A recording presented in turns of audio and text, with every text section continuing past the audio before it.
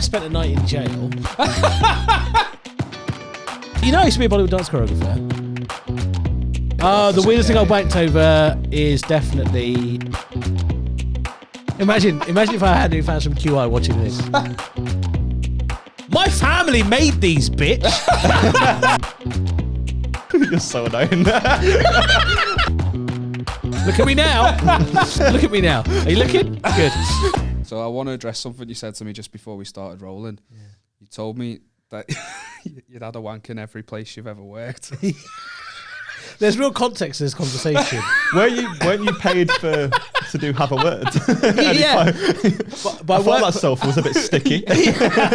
By workplace, I mean non-comedy related. Okay. Right. So no podcast. Because there's a lot of spiky mic venues. So Yeah, I know. Yeah. Sticky mic venues. Baby Blue in London or whatever it is. Yeah, so every single place I've worked in, and it must be what, 9, maybe 10 offices in my time. Okay. I've had a wank in every single one. But why? Why though? It's just the fucking sexual chemistry in the office, isn't it? Yeah. Financial information, yes, please. It's just a lull in the day. You know what working days like. Yeah. You know, something like got nothing to do, no meetings. Could do this work, can't be asked. Need to be here. Gonna have a wank. I'm so scared to watch you do an hour set now. Yeah. It's just a bit of a lull about 38 minutes in where it gets really weird. Fuck an hour, just come to a 20-minute set and see how many times I have a wank. Were you like excited that you were being paid for it? Does that like add to the thrill? Do you know what? I never thought about it, to be honest. No. Because I wasted so much time. I was bad at all my jobs. In my 2 major jobs, both in the bank, I was made redundant from both of them. What does that tell you? Redundant doesn't mean bad though, does it? It kind of means you can't afford it. If they really want to, look, if you've ever been made redundant, they're like, oh, we've just written out the job. If they wanted you, they would have kept you. They would have found a way to keep you. But I was very, very quickly on the list every time. I've got an amazing story of a guy that got made redundant. So I used to be a barber, and one of the lads, I was doing his hair, and he told me about his mate. And they How made long ago him did you quit barbering? about a year ago now. Yeah, it shows. Yeah. I knew that was coming as well. Fucking hack. Look at you. Eshaan Akbar.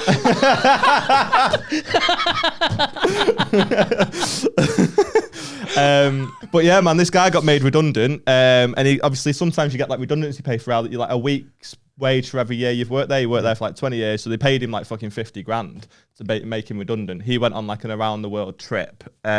Just fucking, he split up his girlfriend and all that good stuff, and thought, I've not got a job now. I'm just gonna go and travel. Yeah. So he goes, I'm just gonna travel. Travels for a year, Bali, all that good stuff, and then comes back and they haven't replaced him yet at the job. So they come back to him and go, listen, we've tried to replace you. We can't. You were the best at your job. We kind of want you back. And he's gone, right, well, if you want me back, I want to do 4 days and I want a pay increase because now I know how much you want me. Yeah. So they gave him 50 grand to fuck off for a year, came back and give him a pay. That is sick. Mate, he's living the dream. That is a good way to do it. But also, redundancy isn't too bad because if you do get a decent package, like both times that I got made redundant from my job, they were decent packages and they just enabled me to do lots of good things with it. So it's not all bad. Yeah. Were you waiting for it? Were you wanting it? Like the redundancy? Or was the second time I was. The first time it came as a bit of a shock. Yeah. I was just started smiling because I just imagined you caught in the cubicle with your pants around your ankles. So he was made redundant. You were sorry, sacked. No. I don't need to put the pants around my ankles. Just get out what you need. So I just... Maybe there's something about Mary. Just get out what you need. Get it done and dusted. Beads. I was trying to think of the quote as well. I couldn't. Do you have that baseball? So sorry I interrupted you. You said the first time it was quite unexpected. Yeah. First time, around the time of the financial... Well, it shouldn't have been unexpected because it was the financial crisis. But the week before, they'd sacked on the spot 7 bankers, no redundancy, just sacked 7. Yeah. And I went to the bosses at HR and I was like, look, should us, the junior bankers, there were 13 of us, should we be worried? And they're like, no, you're fine. And then Friday, 4:30, they send an email saying, come to a meeting at 7:30 in the morning on Monday. Turn up, go to a room, and there's envelopes on the table. And they're like, right, you've all been made redundant. Your package is in the envelope. Any questions can be sent to us afterwards. You've got half an hour to get your stuff and leave. I'm coming to get you, Big Brother.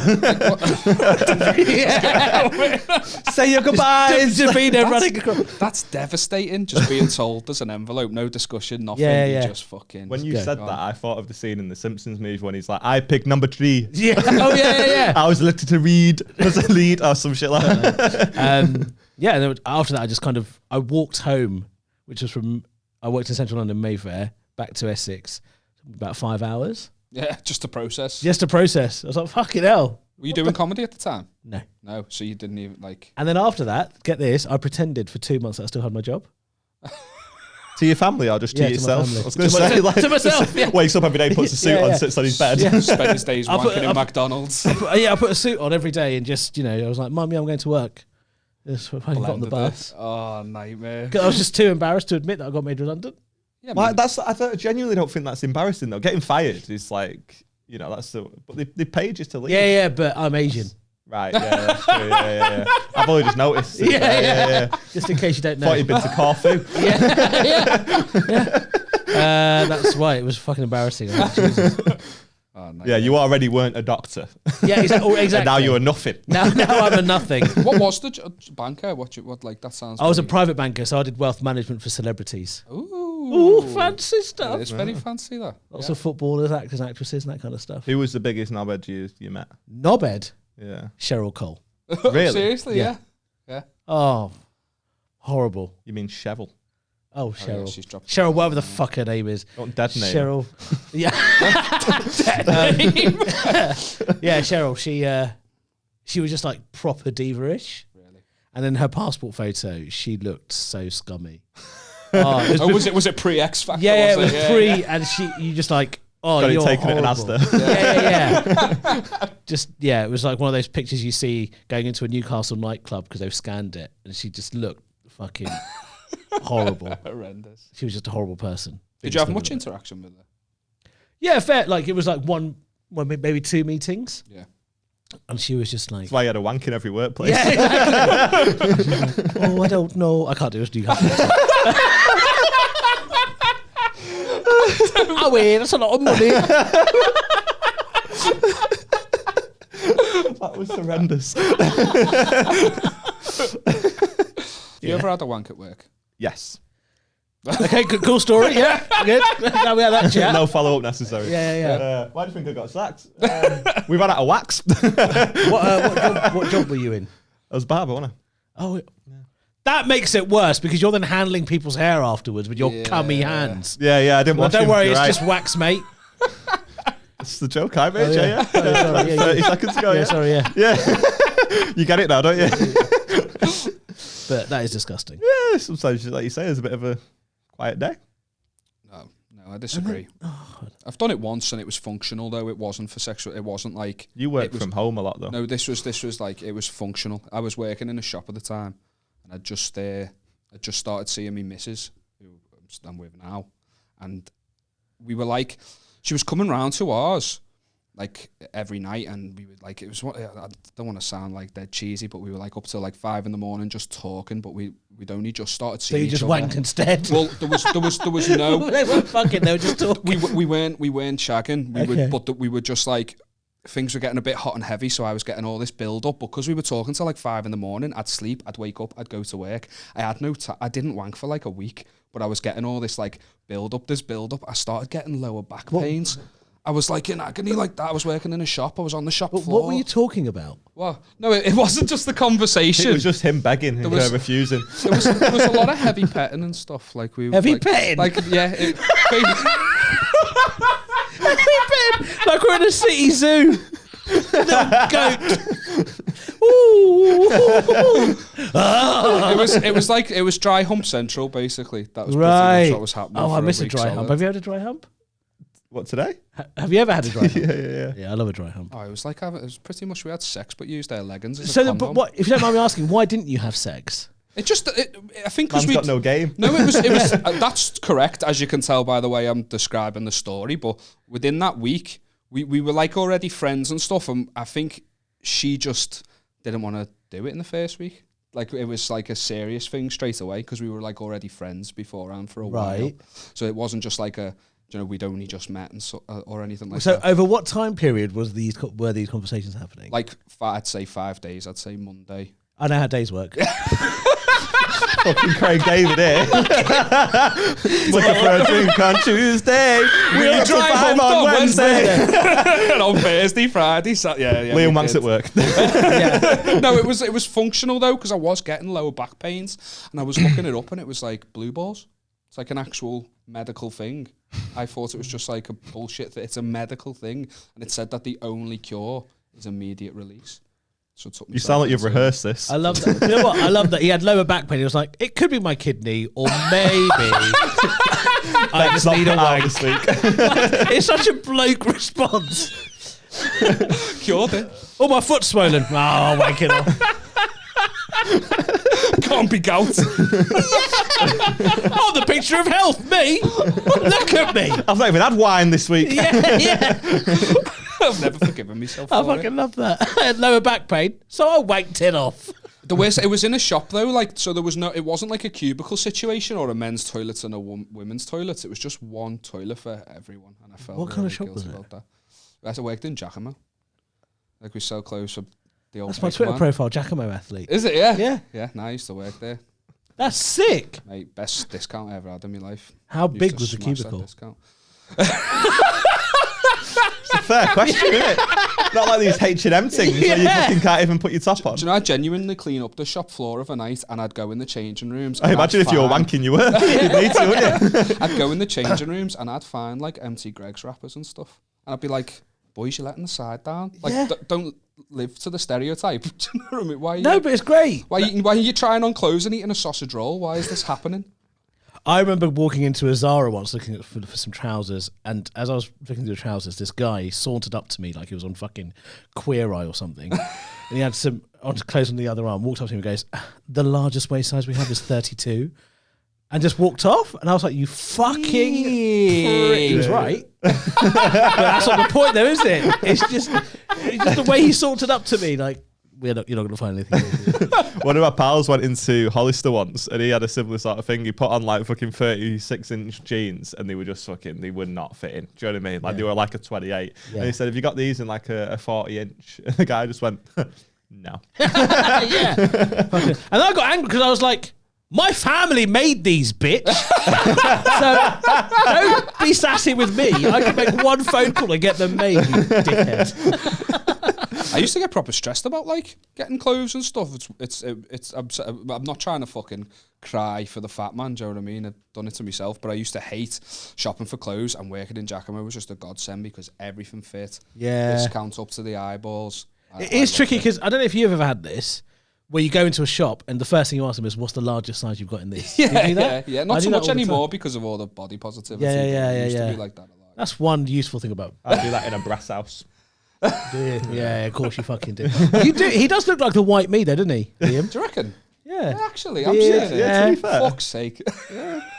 It's like if you put It's me Adam, thinking I've got original looks. Adam, you, me. It's like the stages of evolution of man. Liam Akbar. I do. I have a uniform as well. I just rock a check shirt and Yeah, a no, it's good. t-shirt. It's Look like good, I like it, man. Just interchange. Yeah, he's got like 9 different check shirts that he just wears. Like if you scroll through our thumbnails, it's just Liam in every different check shirt. I wore you a can pink find. I wore a pink shirt once to try and be different, and Jamie Hutchinson took the piss out of me. Really, why? We all did, to be fair. Come on, Jamie Hutchinson. He said I look His like an shirt didn't average fit dad. Feel Goods on Wednesday was by and large All one right. of the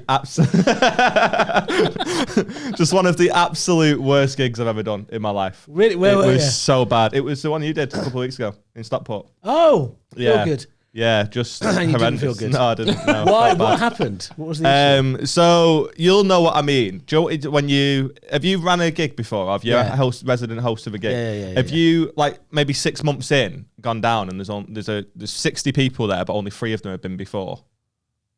Have you Yeah. ever had- It Yeah, just yeah. it's different, innit? Yeah, yeah. It was just eggy right from the off, and I went on, and they just gave me nothing. And it was just really weird. And then there was a fucking woman named Karen on the front row who heckled me, and that was just but she was genuinely called Karen, which was like a gift from the gods. Yeah. But then she got really pissy. She was like, it's just a bit played out, the Karen thing. And I was like, well, you're not doing a lot to dispel the stereotype, are you? And it was just getting nothing. Like everything was just that. Love Death Bar Pega opened and got off stage after 12 minutes. It was horrendous. You can't be doing that though. It was fucking horrific, mate. Because I mean, look, I had a wonderful time. It's usually great. Yeah, it's genuinely, because to be fair, it was so sound from the middle section, and I think I did the right thing. I went round the gig, and everyone that had been before, I went and sat with them and quite loudly in the earshot of everyone else and just being like, am I living in a simulation? What the fuck's happening? It's never like this. Right. And then all the people that had been before were like, yeah, I don't know what the fuck's going on. People need to liven the fuck. And when we got back on stage, I just went, should we just start the fucking gig again? And everyone was like, yeah, let's do it. And it was sound. And to be fair, they went too far the other way. They enjoyed it too much. Yeah. Basically, what I got from that story was Love Death Bar Pega fucking died at this gig. That's what I got from the story. Is that what you got? Everybody else fucking smashed it. We are not booking Love Death again. No, it was genuinely just really eggy right off the top, and it was just uncomfortable. And like then this woman heckled, I didn't have the room, so I couldn't fucking go in on her or anything, and it just felt really fucking weird. And it was just the worst like one we've done by far. Yeah, just so bad. We've done it for a year now, and it was just horrific. Yeah, I really love time. Audiences can be weird. I remember when I did I did kind of not even a tour warm, like a pre-tour warm-up show in Birmingham. And a really lovely audience, sold out, great. And in the front row, there was like a gaggle of, say, maybe 5 or maybe 6 women. All of them pretty much having a nice time, but there was one girl on the phone on the front row. I was about 15 minutes in. So I said to her, hey, listen, what's going on? You're on the phone. You're on the front row. Get off the phone. And she looked at me and went, yeah, I just don't think you're very funny. Just out of nowhere, right? And I was like, what? I mean... Do you know what I mean? Like, what can you say to that? Okay, so sorry. So I said, look, hey, that's fine. I actually don't care whether you find me funny or not, right? Because there's lots of other people that do. But you need to be off your phone. So either you stay off your phone so other people can enjoy it, or you can just piss off. What was the response to the crowd? Because that changes everything, doesn't it? Yeah, so the crowd... if they agreed, were you having a good gig? I was having a lovely gig. Half the crowd, like quite a few of the crowd just started She's not going to find you funny then. She's not fucking listening. Well, A, and B, half the crowd started booing her. Yeah. But fuck off. And then I said, what do you want to do? You can either stay here or you can fuck off. I was going to say, yeah. They weren't booing you. Let her take the call, you know. She's been trying to get through for 8 minutes. And then she said, no, I'm comfortable here. I said, okay, well, now you give me 45 minutes to call you a cunt whenever I want. So every so often, I just kept calling her a cunt, and she ended up becoming a part of the show. And at the end, she was like, oh, yeah, I had a really nice time. I was like, you are a dickhead. That's always the worst, isn't it? But did they have a nice time because they became the centre of attention? Maybe part of it. Sort of way. And I was like, look, don't ever do. I was nice about it. You called her a cunt several times. Yeah, but that was me being nice about it. There are some other, worse. If you said that to Kane Brown, it'd be big. You'd become a meme, bitch. You'd be part of Haverword's soundboard. Yeah. So you're very lucky. Yes. And I just So sometimes audiences are just fucking weird. What are you gonna do? It's the reasons they give. That blows my mind sometimes. Like I had one in fucking Hereford, which isn't exactly do you know what I mean? The capital of comedy. More like Helleford, am I right? That's why he's on, ladies and gents. So laugh a minute. And it was a good gig. I was having a good time. The audience were too. There was one rowdy table, and they weren't like, do you know when they're not like mean spirited or nothing? Yeah. But they just kept like interrupting or talking amongst themselves, and I kept having to address it, and it was working, everything was fine, the gig finished. She came over to me afterwards and she was like dead apologetic, like, oh, I'm awfully sorry about that. I just don't get jokes, and she was explaining them to me. So that was her reason for being a knobhead in the gig. What? Was that she doesn't understand jokes. Why are you here? Like, what the fuck are you doing here? Yeah. And why are you being explaining them in real time? You don't need a fucking interpreter. Yeah, because there's only a few scenarios. Either she booked the gig herself, in which case if you don't get jokes, why are you booking a comedy gig? Yeah. Or her friends brought her, and they would have said, hey, do you want to go to a comedy gig? And she would have been like, I don't get jokes. But she was like, yeah, no, I'll come. And then just ruined the show for everyone else. What a weird deficiency. But then thanks you for a lovely time. Yeah, I know, that's what I mean. I think just because I was addressing them, they became part of the show. Yeah. And People like. Basically, some people what we're like saying that. is comedy would be much better if there weren't audiences there. Yeah, just let me scream at the void. Yeah. And not get interrupted. That's called a podcast. yeah. Oh, yeah. That's what this is. That's what this is. That's what we're doing right now. Yeah. Yeah, man. I can't be doing with it though sometimes because it was genuinely like you could see the people that had been before were really trying to get on board, but it's fucking infectious, isn't it? And it was just a really weird atmosphere. And then, like I say, when we went back for the second section, it was all good and it was fine, and everyone had a really good one. It was just insufferable. One of the most challenging things I had like that is I remember doing my show at the Soho Theatre, and this was the show called Profit Like It's Hot, where I took a Quran. What? Why are you two offended by that? I'm not. What I enjoyed is when you said profit like it's hot, my brain went financial advisor, profit, and then when you brought out the Quran. Yeah. So it was a show where I took the Quran on stage and talked about how funny it is, and there's some banter bits. Was it your show? Yeah, Is that what yeah. you were saying? Okay, good. It was my show. And at the front, right in the front, there were two girls, hijab wearers, who just were not enjoying it from the moment. Because we even, the Drop It Like It's Hot song, got my friend to edit it, and I sang a version of it that I'd just written. For it. And I need to try and remember the lyrics. When I remember, I'll sing it for you. Please do. Yeah, okay. I'll try and remember it and sing it for you. It was ridiculous. Anyway, so from the moment that song played, they were just like not on board. And especially if the front row of an audience aren't engaged in a gig, Yeah. it filters, as you said, Yeah, it like filters you to say. everybody The only else. ones you see, aren't they? A lot of places. And the challenge for me was to kind of say to them that they were making everyone uncomfortable. But these are two Muslim women with a hijab in the front. So I was like, I don't know how to get this message across without sounding like a fucking Islamophobic sexist. And then after 40 minutes, they got up and left of their own accord. To pray. Yeah, presumably. They got up and left. And I looked at everyone and I said, well, we all feel better they're gone now, don't we? All right, Pretty Patel.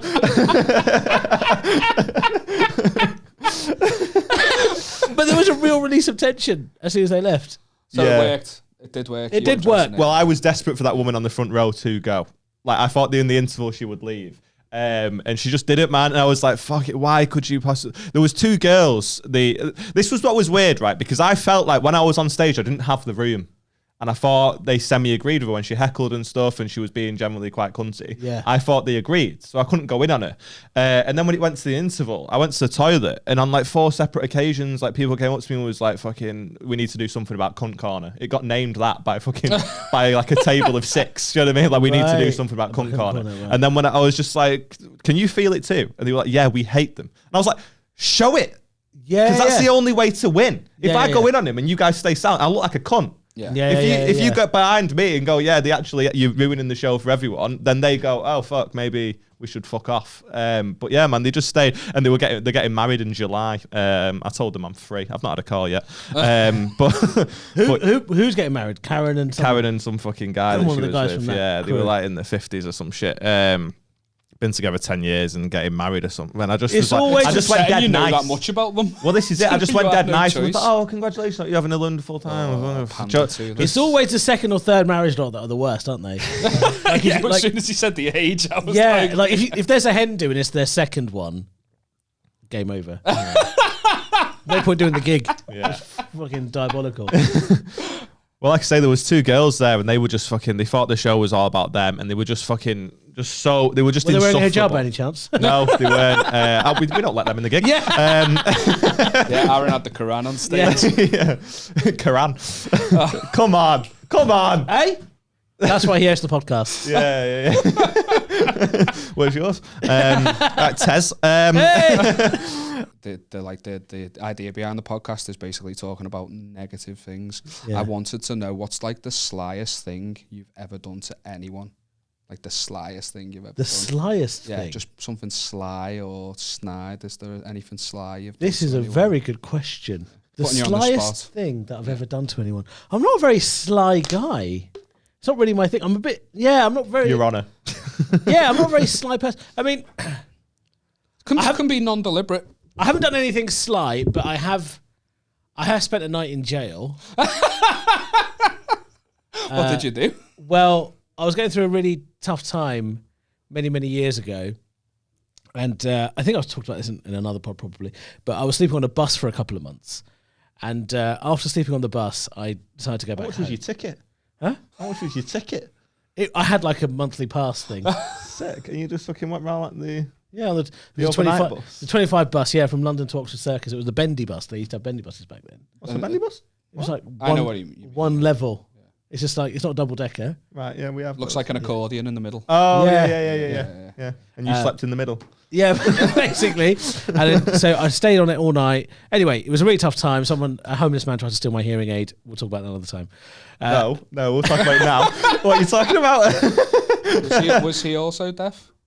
I don't know. I was asleep. I have no idea, but I just woke up to this. What's the thought process? I'll get good money for that. I don't know. Technology. I woke up to Probably this, thought it was a Bluetooth headset. yeah, probably. Just this I woke up to this grimy, like fingernailed guy just trying to put his hand into my ear, trying to pull out my hearing aid.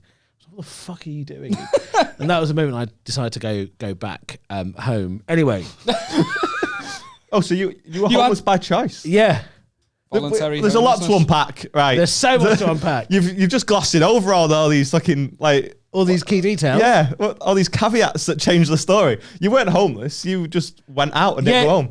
Well, basically, I wasn't okay. So basically, I was supposed to marry this famous person from Bangladesh, and when that was announced, the tabloids there did a spread, which was why she basically why she married this fat cunt, and then they did a double page spread where they outlined Which 5 is a picture of you, double page. They missed a trick on that one, but they should have. But they listed 5 better suitors for her than me. Oh my fucking god! Right, and so it was a very like. Who were the 5? Well, we know them. You won't know them. But there was like a hedge fund manager. There was like a restaurant guy. There was like all these like random. Some guy that was stealing hearing aids. Yeah. Not even like other celebrities. Like no, there were celebrities. In those places, yeah. It wasn't just like the fella from the road. Slumdog Millionaire. Yeah, and so that relationship was quite tricky. It was around the time I got made redundant from that first banking job. My relationship with my family kind of went quite down the pan. There was a lot of bad shit going on at the time. So I was like, I've just got to stay out. And I never really talked with my friends about my issues. I was always the fun dude. So I was like, oh no, I'm just going to sleep on a fucking bus. Yeah. Slept on this bus, eventually went home. Arguments at home. I said, right, I need to go for a drive. Got in the car, went to drive, and this guy cut me up, and I beeped at him. He stops the car, and I say to him, please don't get out of the car, because I was just in a really crazy place. That's like threatening. And the guy was like, guy just stepped out of his car, and I said, mate, please do not come out of this car, because I'm not going to be in control of what I'm going to do. Did you say it with that tone of voice? Because No, that's no. even scary. That's more scary than like aggression. I'm less scared of the guys that are going, fucking come outside now than I am of... So just Stop chill, it. like... Yeah. You don't know where you are. Yeah. So that's terrifying. I just all I did was just put, out the window, head out the window. All I said to him was, please do not come here. That's all I said. Please don't come here. He stepped. I just got out of the car, and I still don't remember really what happened, but I went for a punch and I hit him on the temple, and this guy's on the floor. Oh, fuck. The adrenaline kicked in. I started kicking the shit out of this dude. Yeah. 5 minutes later, coppers turn up. I'm in the back. Suddenly I'm in a jail cell overnight. And this was the funniest thing about the jail cell. I lie down, and on the ceiling, there's a number for Crime Stoppers. Amazing. Amazing. Why have they got the number for that in the jail cell? It's like you're still on the bus. Yeah. It's like the fucking adverts. Crime Stoppers, Samaritans. Yeah. Anyway, so I'm there overnight. I was going to get like a public... They asked me if I wanted to call anyone. I said, no one in my family is fucking know about this. I need to wait like 8 hours for some solicitor to turn up. Yeah. There overnight. Then there was another 4 hours before I got the interview. And the police officer, to be fair to him, was a bit like, you're going through a tough time, aren't you? Yeah. And apparently that guy didn't press charges because luckily he had a big racket sheet of shit that he didn't want. Yeah, so if he pressed charge, it'd go to court and they'd probably rule in your favour. Yeah. Because of how fucking much of a scumbag he was. Yeah. Yeah. And so that's not the slyest thing I've done. I'm just trying to process why you had a car, but you slept on a bus. I just wanted to leave. I just left. Okay. It was one of those things where I was like, I just don't want You're just away from everything. away from everything. Okay. And it was also the car that the family kind of shared. Okay, yeah.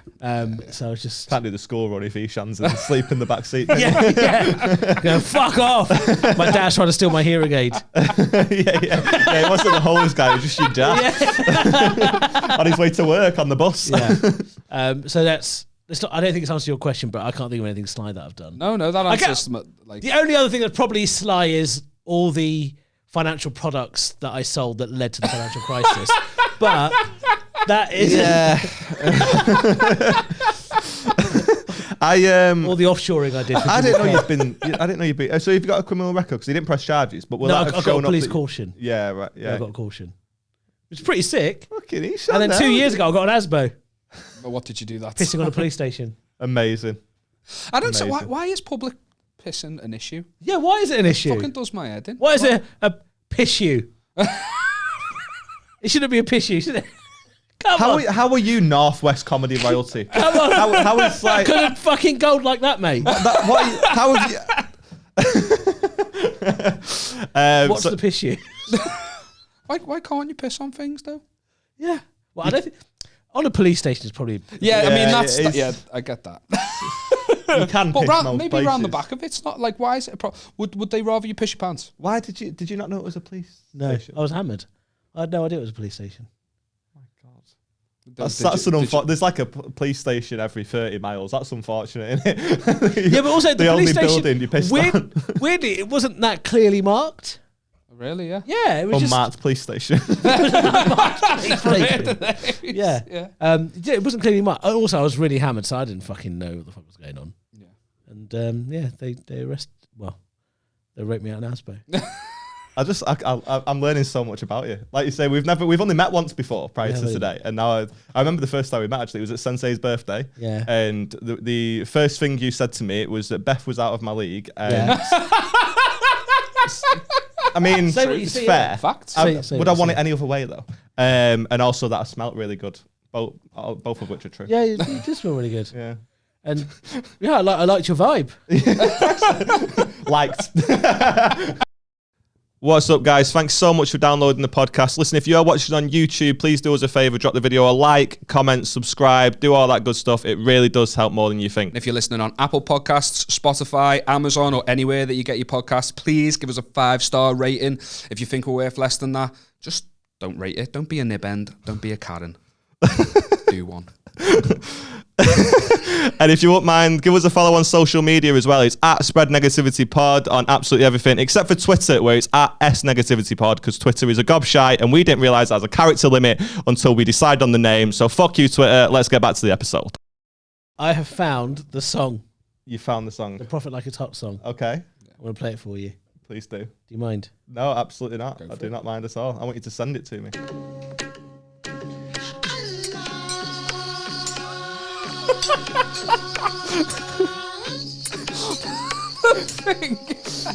You gotta do the dance.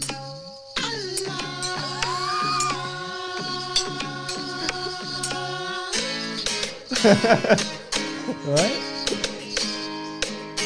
A lot's on your mind, bro. Profit like it's hot. Profit like it's hot. Profit like it's hot. When the pig tastes so fucking good. Profit like it's hot. Profit like it's still hot. know it. Profit like it's hot. If Daily Mail gets an attitude. Profit like it's hot. Profit like it's hot. Profit like it's hot. I got a lot on my mind, but I drink 5 pints and I eat pork pies because they taste so fucking nice. Yeah. Mate. I mean, I like it. It's impressive. Was that you Skills. singing? Yeah. I didn't know you had that voice, man.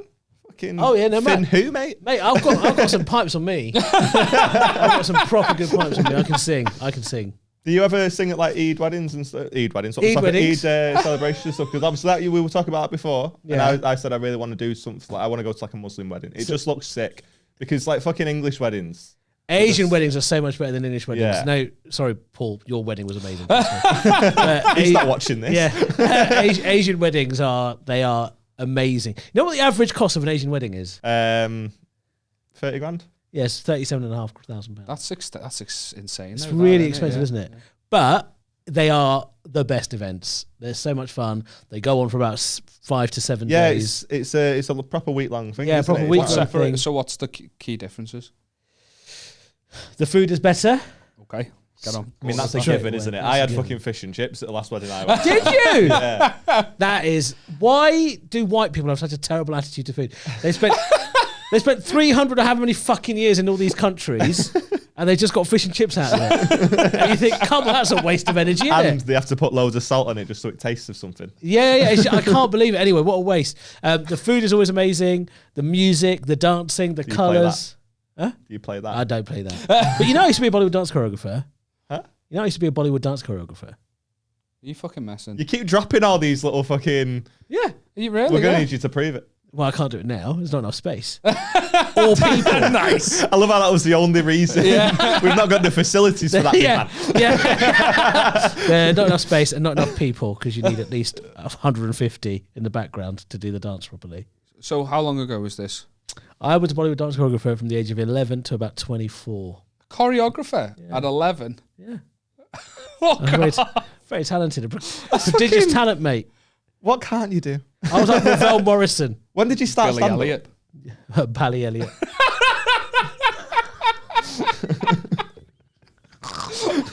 Did you say that or did he? He said Okay, good. When did you start stand-up? I started stand-up in 2014. I was 29. You were 29 when you started? Yeah. And you were a dance choreographer at 11? Yeah. Do you not find that ridiculous? No, because when I started stand-up, I had the only stand-ups I knew were McIntyre, Flanagan, Bridges, and Lee Evans. The big ones, yeah. That's it. Yeah. I remember when I started, I thought stand-up was just the big names. And that's for so long why I didn't do it. I wanted to do it from being like 16 years old, and I started when I was 21. And I started anticipating there to be about 15 comics in the country. Like, I'm not kidding. Really? Yeah. Like, not 15, and but you I were the didn't know same, there yeah. was a circuit. Do you know what I Yeah. mean? Like, I didn't grow up with any of this. So I didn't even know there was a comedy club. I grew in up on the Manchester. panel shows more than actual stand-up. So, like, I just knew from the vast amount of guests on them that the circuit was massive. Yeah, the thing is, I saw panel shows, but I thought that they were just like celebrities. Oh, you did. I didn't put the two and two together. It was just comics. So I started very late with very little knowledge, and it turned out I was fucking sick of it. Just like you were with dancing. Really yeah. quickly. yeah. Like, oh shit, he's fucking good at this. Good joke choreographer. I'm actually really good at stuff when I just do it. Yeah. As soon as I start, I'm like, oh fuck, I'm good at this as well. You and I can't relate. Yeah. As soon as I start something, oh, you're good at it. Yeah. Podcasting. You took the All Northwest right, yeah, podcast all right, scene not by, bad. I've not done my own one yet, but when I do, Yeah. watch. Fucking shit's all over. Have a word. Have a word, all over it. So yeah, that's when I started doing stand-up. But dance choreography... 29's quite late. Sorry, I know you're trying to talk about the dance room, but 29's quite late. Because I remember when I started, I thought that was it's so ridiculous now, knowing what I know. But like, I thought I was too late at like 21. Because Sloss started at like 16. He was like one of my favourites. You hear of like fucking... we just started when he was young. Yeah. It just they all start when they're like 16, 17. Chappelle started when he was 15 or 16. Like even people like Tom Lucy was like fucking 17. Yeah. And then fucking like 19 and doing the store. So I was like, I've already missed the fucking... Yeah. But I think the beauty of stand-up, though, is I do think it's an old person's game. Yeah. I You've got think more definitely. opinions, haven't you? Then? Yeah, So the it's more life better experience. comedians are always older. The older ones, Your Bill Burrs, your Chappelles, all these people, you start valuing what they have to say. But is that because they're older or because they've been in it longer too? Joe, I think it's... that's a good point. I think it's a bit of both. Yeah. But the thing that they're talking about, Bill Burr might on occasion talk about drink, but he's not talking about, I got smashed at a party and fingered this girl behind a skip and all this stuff, It's not Joel my stuff. Dommett, is it? No, that's I don't know why I just burned Joel for no reason. Sorry. He didn't even do shit like that to me. No, It came into my head. you just thought of the only person on the circuit that's likely to have fingered someone behind him Yeah. who's got enough game. Joel Dommett. He's such a good looking man. He is. He really You is. look like a B-Tech Joel Dommett. B-Tech. I'll take it. Yeah. To say he's good looking and then I'd look like a B-Tech version. It's not. It's not bad. Matt Richardson last week told me I look like Pepe the Frog. So Yeah, really? yeah. Do you not see it?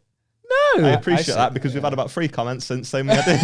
Really? We're the I minority, back but that's it. not I'm on unusual for board you, with is the it? Pepe. It's rich of Matt Richardson telling you look like Pepe the Frog when he looks like a choir boy even now. It's amazing.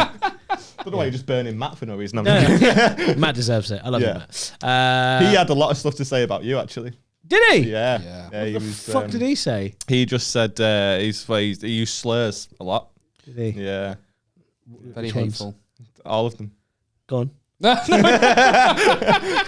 Say it. No, he was just nothing.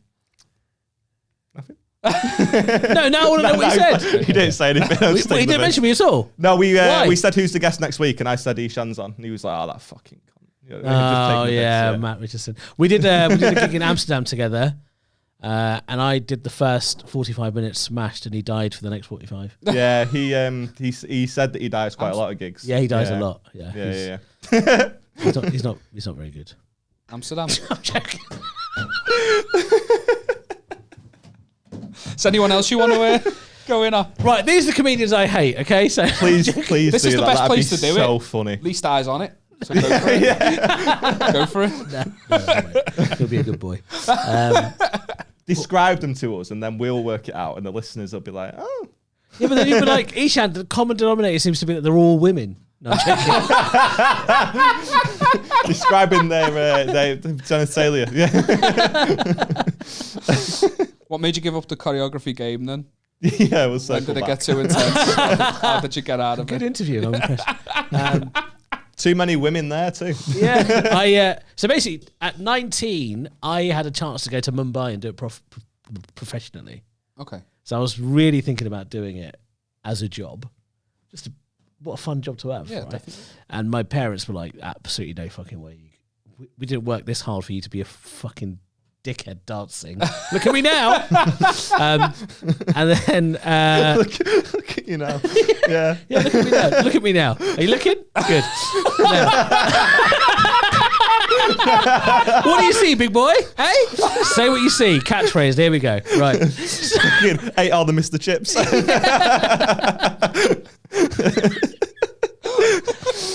Yeah, say what you see.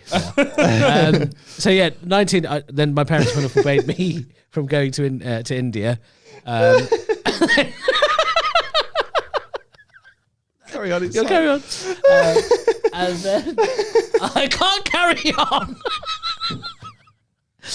Is it stale now, bitch? What'd you say? Is it stale now, bitch? We've lost him. He's gone. So carry on. You see a choreographer? I didn't go to India, and then carried on just doing a few shows here and there. At 24, I was like, I'm not going to do this anymore. Is that a big scene? It is a big scene. When you say choreographer, are you making up the dances? Yeah, making up the dances, making up the moves, making up the transitions, all this stuff, and then I'd perform as well. Yeah. That's part of the group. And we did like big fairs, we did weddings, we did all sorts of stuff. And then I kind of stopped after that, 24. You have the most ridiculous life I've ever heard. You were a fucking choreographer for a dance troupe. Then you were a banker, and now he's fucking on Mock the Week. Yeah, It's like you've just that you slept on a bus and caved a slept on a man's head. bus. yeah. And then for a bit I was a government policy advisor. It feels like off. I've ripped out various pages of different autobiographies and just fucking mulched them together. I don't know if you're lying to me or not. Yeah, no. I was a government policy advisor in the years of the coalition government. Then I got headhunted by a bank to become a speechwriter to the CEO. Did that for a bit. Headhunting means something different in your world, doesn't it? Don't know whether you can say Basically, what you're saying is I don't think you're allowed you're to. saying Muslims they behead each other. That's what you're saying. That's what Thanks Aaron for Wood just said. explaining that, yeah. For no reason. Aaron and not Liam, just to... For no reason. And what he thinks happens, right, is because the beheading, that's beheading. He thinks Muslims then go around looking for their heads and go head hunting, literally, for the heads that have been rolled off. It's like a Muslim Easter egg hunt. So choreography, 24, yeah. This is our Easter. So yeah, government policy advisor. Yeah, government policy advisor, then I was a speechwriter, and then I quit that job to become a stand-up. Did you wank at that job? At the speechwriter job? Yeah. Yeah, of course I did. Of course you did, yeah. Of course I did. And you know what was really interesting is they would, if you were in the toilets, there'd never be any reception in there. Signal just completely Yeah, dead. the signal completely gone. You have to use your imagination. So what I did was, I got addicted to Twitter porn gifs. Fuck off, gifs. Yeah, there was just enough motion. And the same repeated one. For No, addicted as well. You never liked them. You were addicted. So I. Imagine that at some sort of fucking like druggy anonymous, like fucking just like all the things you're addicted to: alcohol, heroin. I can't stop watching Twitter porn gifs. Gifs on Twitter. And basically, what would happen is I'd open Twitter on the page that had these porn gifs on them as I was walking to the toilet, and then it would download as many as I could, and I'd scroll through them. To keep the motion going. Would you be devastated if you accidentally hit refresh on the scroll? Suddenly no connection. Yeah. Oh. Yeah, so I'd wank to these GIFs. And then I discovered Twitter's got a very big body of pornography. It's mad bad, isn't it? Yeah, it's the only social media. Yeah. It's the only social media where it's like that you can post anything. Anything, on it, yeah. So I hope Elon Musk doesn't fuck that up for us. No, Elon Musk has worked in a few boardrooms and been in a few cubicles himself. Yeah, I think he's for the cause. What's the weirdest thing you've wanked over? The weirdest thing I've wanked over? Your mum. I was waiting for that. I just did it so he didn't. I didn't want him to do it. My mum watches this. Mrs. Wood? Is she a Mrs. Wood? No. She is a what? Mrs. Person. Ms. Something got a bit tense then. Keep my mum's name out your fucking mouth. Nice to see you, Mum. You don't call her mum. She's white. Auntie. I'd say Auntie. Auntie Wood. That's what I'm calling her now. He doesn't like that at all, does he? Anyway. Call her what you want, genuinely, it's fine. Fucking hell, what podcast is this? I don't know what's going on. Where were we? I can't remember. Twitter GIFs. Oh, and then Twitter porn videos and Elon Musk. Yeah, anyway, that's where I discovered at that job. Yeah. That Twitter has a big body of porn. Yeah, I said, I asked you what the weirdest thing you've wanked over. Oh, the weirdest thing I've wanked over is definitely definitely bestiality videos. Amazing. You've wanked to them. Yeah. Not Are you in a couple of WhatsApp? WhatsApp groups, are you? What animal? It was a horse. But do you know what it was? It was both the intensity of that eye contact. It was both. I remember laughing during that wank. Was it the only time you've ever felt represented? So finally, my dick gets to laughing like a madman. Do you know? I was laughing at wanking because this was such a funny video. There was this woman who was really a blonde woman who was really putting on the moves on this horse, but this horse just wasn't interested. So she was trying to slobber this horse's dick all over her mouth, and it just wasn't. Nothing was happening. So then she started masturbating in front of the horse, and the horse to get the horse off. Yeah. And the horse just what made it was both my two loves, comedy and sex. They merged together for one very perfect horrible video. So I was laughing at the horse just not being interested in this fit blonde woman, and I was turned on by the blonde woman masturbating in front of the horse. not the actual horse. Yeah. QI, what was that like? Imagine if I had any fans from QI watching this. Yeah, I can't imagine there would be. I'm like, what's the overlap here? How did this happen? Yeah. Now that you're like on loads of podcasts and stuff, are you getting more recognised than you were previously? Has it like changed your profile at all? Yeah, I would say it definitely has. Has there been any particularly weird interactions with like fans and stuff? Luckily, it's not been too bad. Although at the wedding, someone came up to me and he said, "Hey, has anyone ever said that you look a bit like you know?" I said, "Who?" He goes, Ramesh. "Yeah, you look a bit like Ramesh Ranganathan." Fuck off, really? And I went, no. No one's ever said this. He goes, "What, really?" I said, yeah, no. Ramesh, who is that? He said, "Oh, is that comedian bloke?" I was like, "No one has ever said that to me." And he looked at me like, "Am I the first person?" To ever say, I'm like, yeah, you really are. And he's like, oh my God, mate, let me show you a picture of this dude. Oh my God. Oh my God. Fuck? Oh my God. You're not going to believe this. Yeah. And did he show you a picture of it? Yeah. And you were like, Paul, come on. Yeah, Go and spend time with your wife. Show me a picture. Show me a picture. And I went, I look nothing like him, mate. Absolutely. I don't see what you're seeing. And he goes, no, because... And then he just walked off. Couldn't finish his sentence. I just couldn't understand. But generally, no. But one thing I will say is, it's odd, isn't it? Because I'd done more TV before I'd done the podcast. So what? I know I said QI. What else? So I'd done have you- Mock the Week, Mock the Week QI, as well, and a yeah.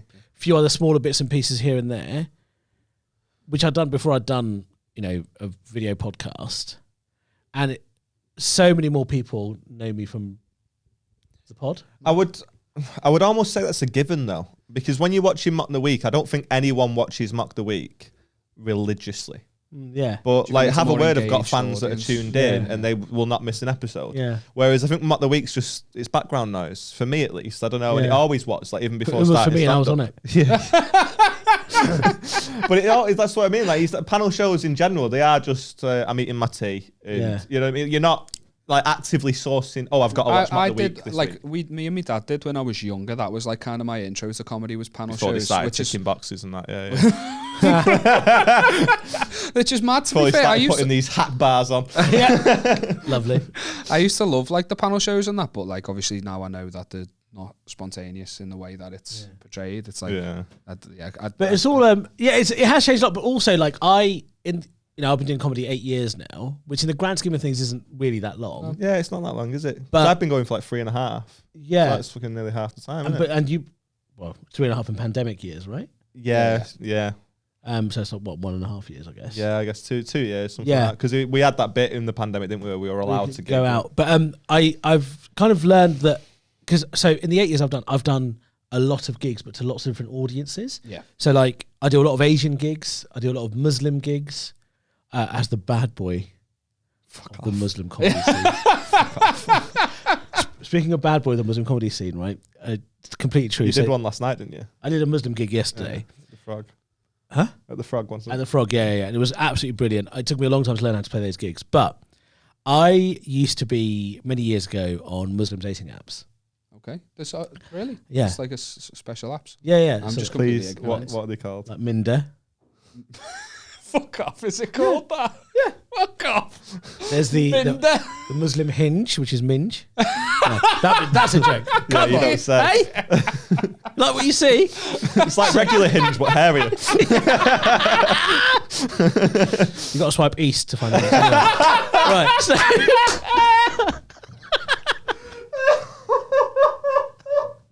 So Oh, it's so funny. I was on Minder especially. So you could as part of we set up the profile, you kind of say how religious you are. So I was just like, look, I'm going to be honest on this thing and just say fucking nothing, drugs, whatever. Is that an option? Yeah, drugs. I just do everything. I don't give a shit. So I started getting matched with women who were like, right, so I'm getting married in like 3 weeks, but I feel like I want to have one night of like sin Yes. before I get married. And you're perfect because you have no principles. No moral compass. Yeah, nothing. So I got so many messages from women in that time, from Muslim women who were just like, you are an absolute cunt. You made yourself the perfect Yeah. mistake. And so I became the bad boy of like Muslim Dating dating scene. You're just a surprise a second, aren't you? One person was like, "Oh my god, you're so disgusting. If you can put pork in your mouth, I bet you like to eat my ass." I was like, "Yeah, I'd love to eat your ass." yeah. Also, pork tastes Pork nicer is for ass. sure. That's all it is to me. Yeah, like it was crazy, man. Yeah. It was a whole different world for me. And were you the sin? Only with one person I did, and after, I mean, this is going to sound much worse than it's meant to be. She started crying afterwards. But what I meant was, it wasn't because of me, right? Tears of joy. We had a really. I mean, it was. Does that not usually happen to you guys? I mean, it was unbelievable. Yeah. That evening that we had. And afterwards, she was just like, she started crying a lot, like almost wailing. And I was like, oh my God, please stop crying. I don't know what the hell's going on. And she goes, no, I don't want to. Like fucking Boo on Monsters Inc. When I was like, all the lights are flashing, you're like, no! She can shake. And then she was just like, oh no, I just feel like I've just got rid of all my sin on you. And you were like, yeah. I'm a sin bucket. You just absorbed it. You were under her on a fucking one of those things that a mechanic has. Sin bucket. Fucking hell. So that was the experience with her. At what point did you decide to just like be shit at being Muslim?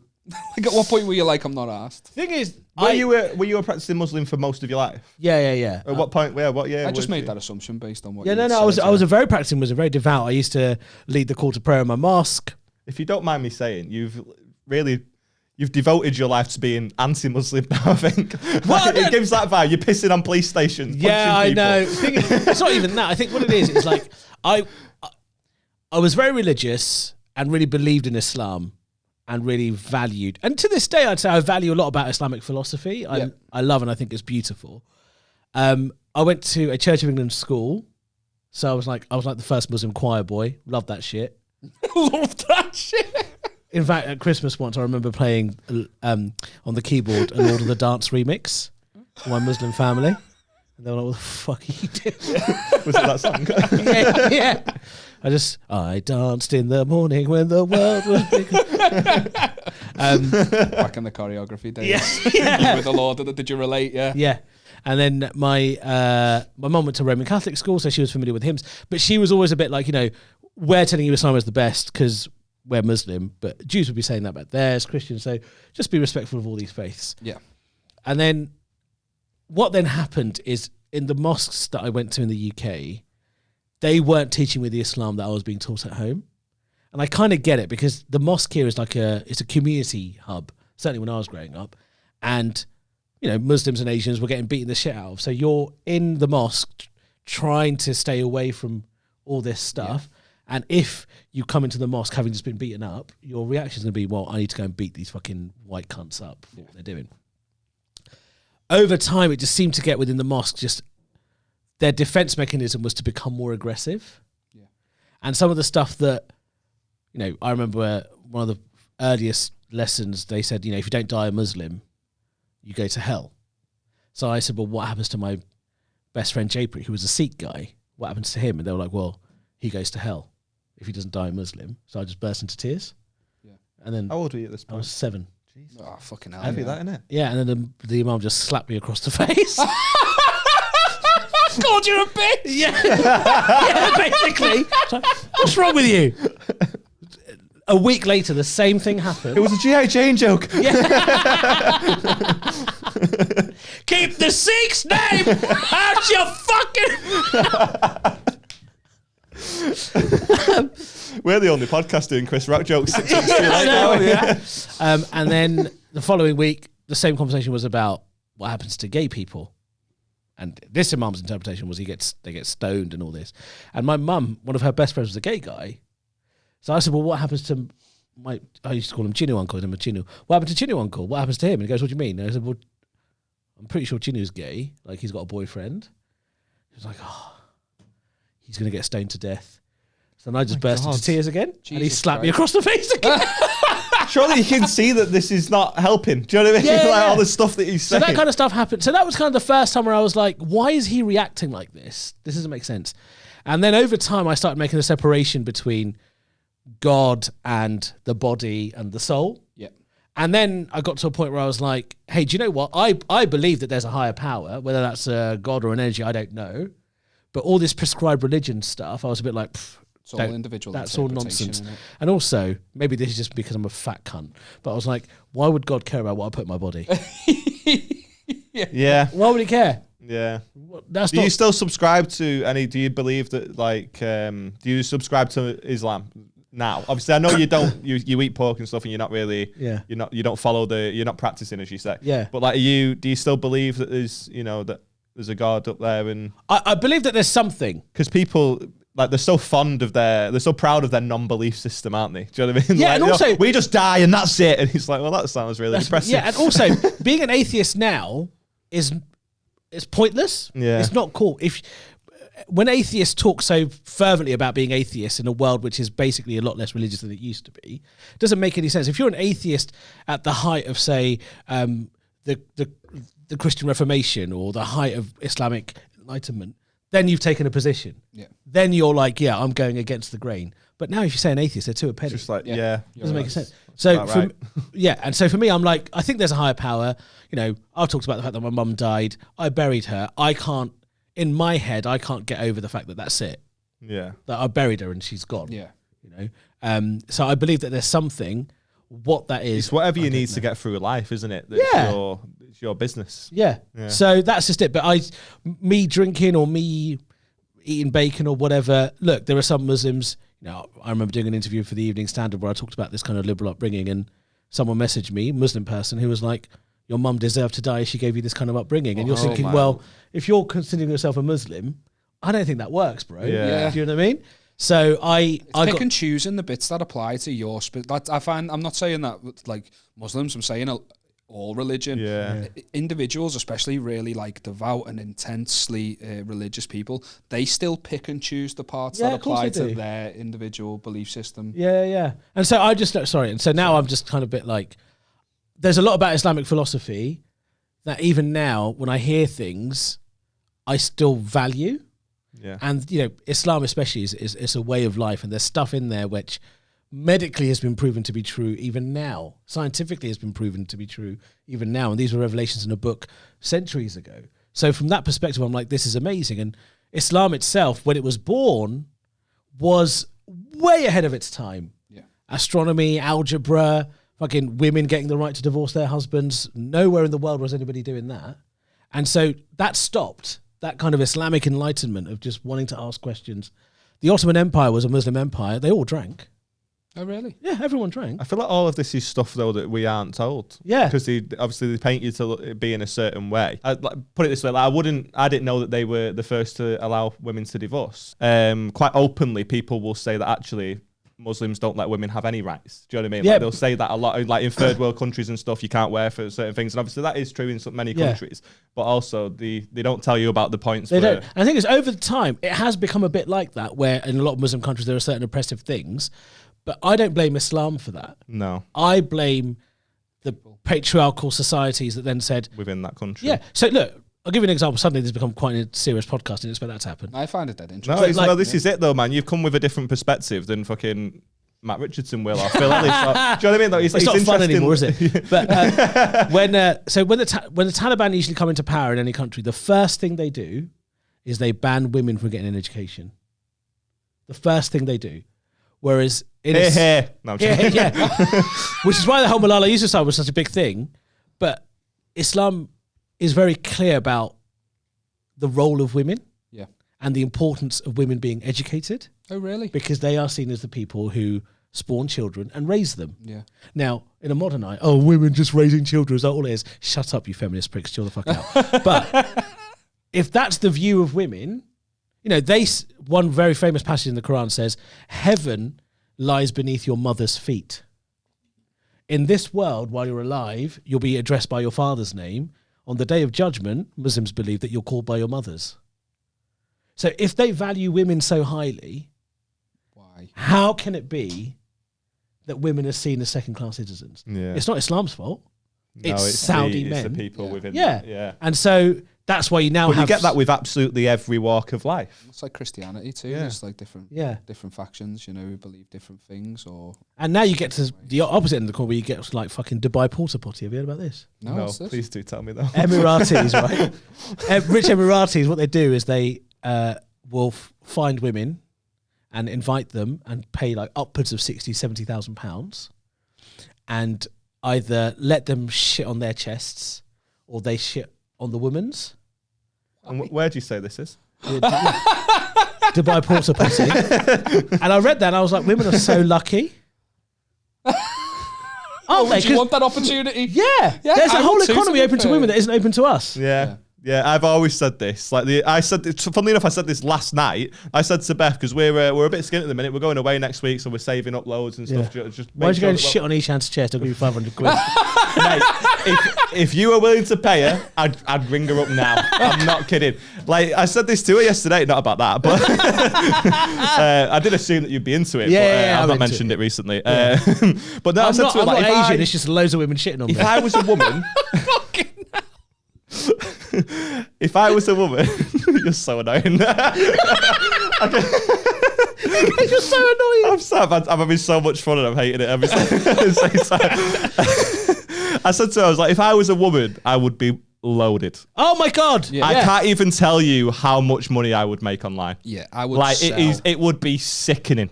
I would think, do you think I'd be sat here if I was a woman? Hoping that a podcast will get a fucking double. Do you the amount reckon of this views? sells on OnlyFans? Hey, Asmilla, what do you reckon? Stop trying to suck my dick. Yeah, I just think that, like, if I wouldn't be sat here if I was a woman, my God, I'd be all over OnlyFans. if I was a woman- the fucking same lads that go, oh fucking hell, you can see your girlfriend's fanny for £3 a month. Absolutely, yeah. Because when you times £3 by 10,000, she's making 4 times your annual income. You lunatic. It's not even that though. It's like literally fucking underwear. Just sell dirty underwear. I'd mate. sell Gucci. Bath water. Do you remember that woman who was selling bath water? Yeah, I No, saw bath that. Yeah, water. What, like post bath? yeah. Just sits in the And there were water. farts in a jar? I've heard about Remember that farts in a That's so jar. funny. Yeah. For some reason though, bath water repulsed me more than farts in a jar. I don't know haven't taken why. a bath since I was 4. Yeah, I'm not a bath. Disgusting. person. I was a working class family. My bathwater was shared with me nan. You get a little bit of everyone. You dip your nan in bath water. Did they not give you any sauces? Yeah, hollandaise. With the curry. Anyway. It's a very good, interesting analysis about Islam, all the way to fucking dipping naan in fucking bath water. Yeah. There's range on this podcast. You've got a girlfriend, right? Mm-hmm. If she wanted to do OnlyFans, would you have an issue with it? If she wanted to do it, yeah. Because she's in control of it. She can reveal as much or as little as she wants to. If you're earning money for us, baby. I tried to write a bit about this on stage, but it's just not no one agrees. It's not I that was- I relatable. wouldn't care at all. Like I said, if I was a woman, I'd be such a whore. I think that's why because we're all on the same page with this, and I think that's why we wouldn't mind our partners doing it, because we're jealous, because we wish that we could do this. Yeah. I've- I I've see met- wasted talent every time I look at her tits. Well, this is it. I see wasted money. I've met your girlfriend. I've made it very clear to you that I think you are punching. Yeah. right? She's absolutely beautiful. She's so lovely. On OnlyFans, she'd make a fucking fortune. Yeah. I'd sign up. And that's why you're not fucking allowed, Beth. Straight away, I'm like, what's your most expensive Patreon? Sign me up. Yeah. You listening? Now he's regretting it. He's like, No, I'm not regretting Oh, it. yeah. If anything, it's the other way around. We are broke, man. We just bought a house. We are broke. Sort our little porta potty situation. Yeah, Which yeah. I don't get that. That's fucking weird. Yeah, I don't get that. Where does the line stop? So underwear? Okay, that's a good question. Okay, underwear? Yes, that's 100%. fine. This is the thing. The way, okay, right. It changes for me when it's not anonymous.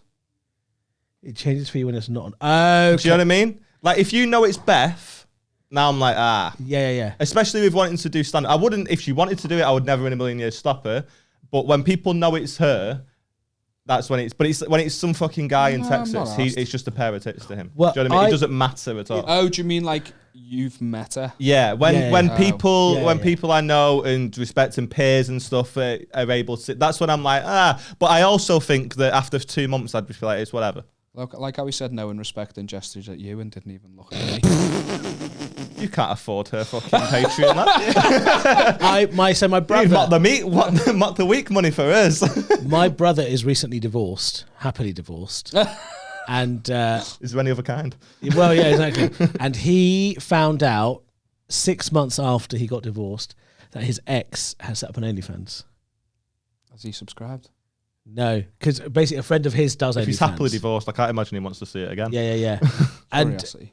this was so funny. My brother, so a friend of his does OnlyFans, and she was like, "I'm pretty sure I saw your ex's profile on like the creators page or whatever it is." Yeah. And then she sent it over. And we were like, Hang on, if you're a creator, do you get access to everyone else's?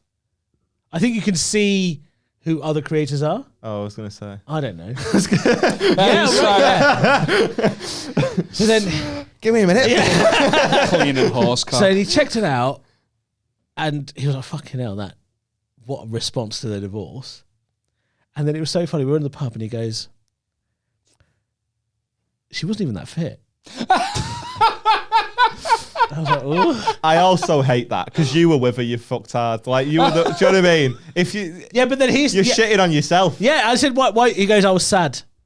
Oh, for 9 years? Yeah, having The a whole time. I know, man, but It seems to be that every time a guy breaks up with a girl. Oh, she wasn't that it's, fit Oh, anyway. yeah, she was minging anyway. no, I don't well, even see what I you were liked. ploughing her mouth when you had the opportunity. And you cried on your fucking bedroom floor when it ended. Yeah, Like, I remember that night. You didn't come out with us.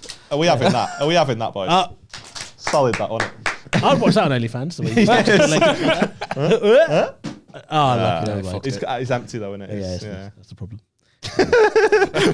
What's her at? Your mate's ex-wife? Oh, It's his brothers. I don't know. Fat bitch. Okay. Because the thing is, fat people know when someone's like really fat. Yeah. And she was really fat. Oh, really? Okay. All right. So is that what he meant by she wasn't even that fit? But there's a whole fucking lane for that, though, isn't there? There's a market out there. I Yeah, feel that's like it. there's You a can- market out there for all women. Like, there's a man out there that'll be into it. But I don't feel like it's the opposite way Yeah, around. man. I don't know if that's true though. Really? Yeah, there's people out there that are fucking. There's women out there. It's like obviously it's less fucking.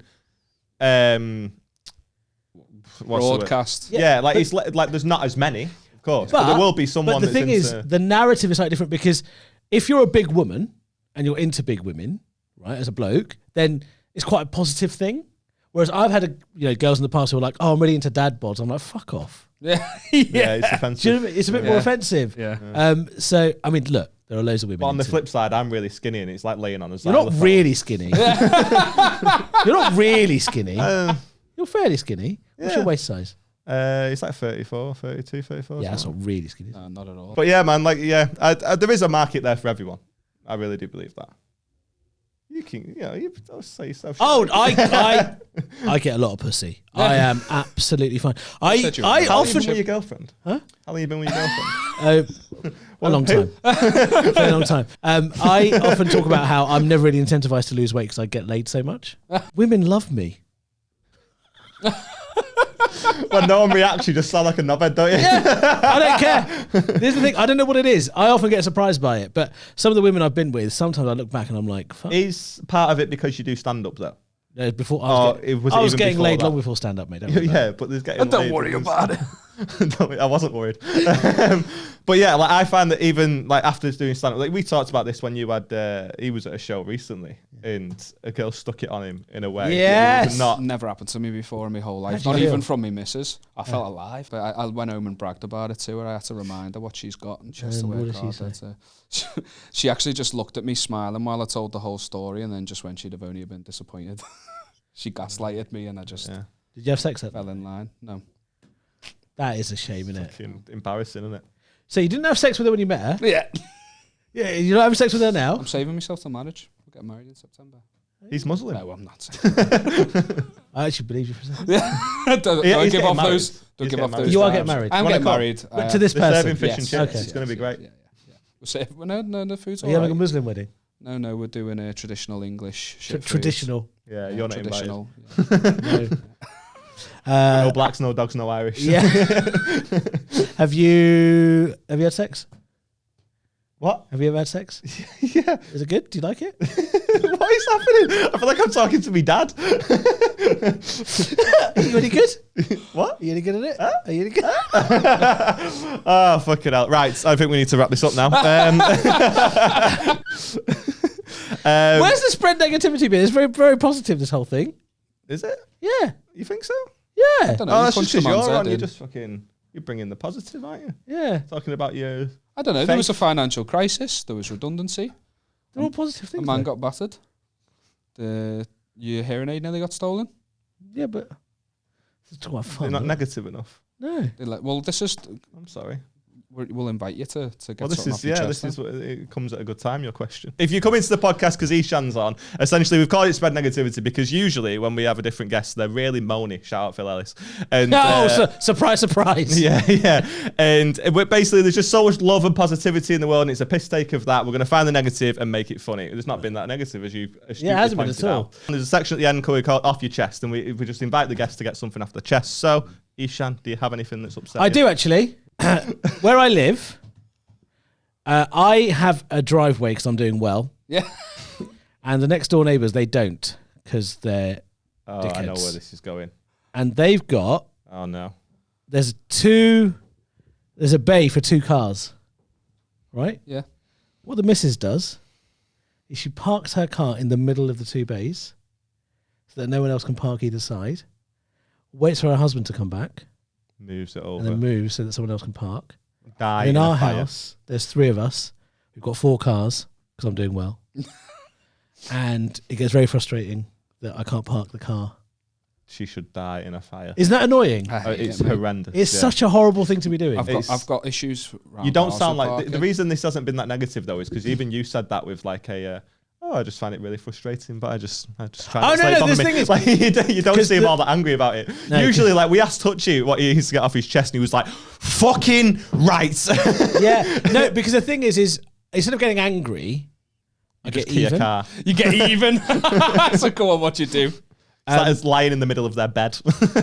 So she really likes her front garden. And one night I got some chemicals. No. I just poured it into the front garden. Biological warfare. Yeah. And they were Very going. Muslim of you. Yeah, exactly. Put my hand over my face. So I try and get even. But yeah, it is really, really, really fucking annoying that she does that. Yeah, I I hate it. Yeah, when you see it in car parks, I have a Range Rover and I'm worried that you'll hit your door off it, so I'm going to park across 3 bays. Like, kill yourself. All right, Adam. Is that what he does? See, I hate that now. I'm never going to look at him the same Yeah, again. you're such a prick. You come at everything with very level head. I'm quite a level-headed bloke, to be fair. Yeah, Even but when the you were guy fret- who like that fucking fella, killed outside of No, but even in the car, you were like, please don't come here, mate. You know, you Yeah, tried to yeah. sort it out reasonably Yeah, I before. just don't. I try not to get into conflicts, but I often find myself in conflict, and I deal with it just by being better. by using chemicals. One thing that does annoy me is I never ever get a gate 1 at the airport. It's always like gate 99. Yeah, that's Something. annoying. Yeah, So yeah. I have pretended to be more disabled than I am just to get a lift. And then they In look what at you way? like, fucking So in hell. what way? What did you do? Huh? How did you? Well, because I only know the gate once they announce it, and if it's too far, I just faint. Nice. No, you don't. Stop it. You do not just... I've done it 3 times. I was like, "What's going on?" I said, "Oh, I think my ear," because I put my hearing aid out, and I'm like, "Oh, my ears just feel a bit like dizzy and vertigo." And then I sit on the back of the. Excellent. So you're using the truth to tell a lie. You're not making up some. I've done it 3 made-up- times. Yeah, that's the perfect way to do it. I can't wait to potentially gig abroad with you. That'll be great. Yeah. Just So me if with it's- bags and you're if just out it's on the back more of the than car. 10. If the gate is more than 10, I'm getting a fucking You're getting lightheaded. trolley thing, whatever it's called. That is insane. I don't believe you. A wheelchair. I really don't believe you. So, huh? You said a Are trolley. you with thing. other people at this point? Yeah.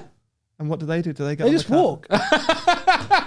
I'll meet you there. I'll meet you in Cape Verde. Nice one. See you in a bit. And then I keep the act going for as long as I can. I'm can I just get a seat? And they get me a seat next to the thing, and then they get me onto the plane with all the families and disabled. How do you faint? Families and the same. Because I feel like it's quite hard to just fall, isn't it? No, I just fall. I find a safe space.